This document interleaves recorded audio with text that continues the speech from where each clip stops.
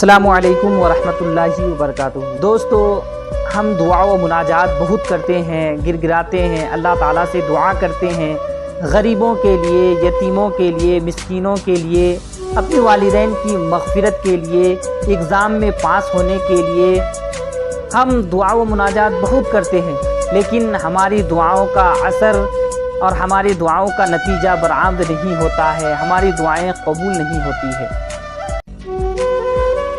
اس کا ایک سب سے بڑا کارن اور ریزن یہ ہے کہ ہم مقبولانے حق کے وسیلے سے دعا مانگا نہیں کرتے ہیں، ہماری دعاؤں کا انداز درست نہیں ہے۔ ہمیں جس طرح سے دعا مانگنا چاہیے اس طرح سے ہم دعا نہیں مانگتے ہیں، جس کی وجہ سے ہماری دعائیں قبول نہیں ہوتی ہیں۔ ہم سے پہلے والے لوگوں کی زندگی کا آپ مطالعہ کیجئے تو آپ کو معلوم ہو جائے گا کہ وہ اپنی زندگی میں کس طرح سے دعا مانگا کرتے تھے۔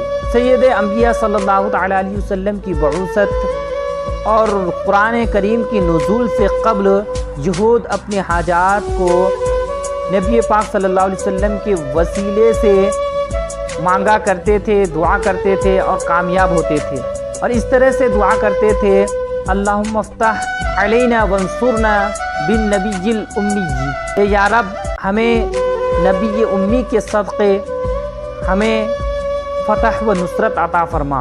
تو اس سے معلوم ہوتا ہے مقبولانے حق کے وسیلے سے دعا کرنے سے دعا قبول ہوتی ہے۔ تو ہم اور آپ کو چاہیے کہ ہم اور آپ مقبولانے بارگاہ کے وسیلے سے دعا کریں، انشاءاللہ العزیز وہ دعا ضرور قبول ہوگی۔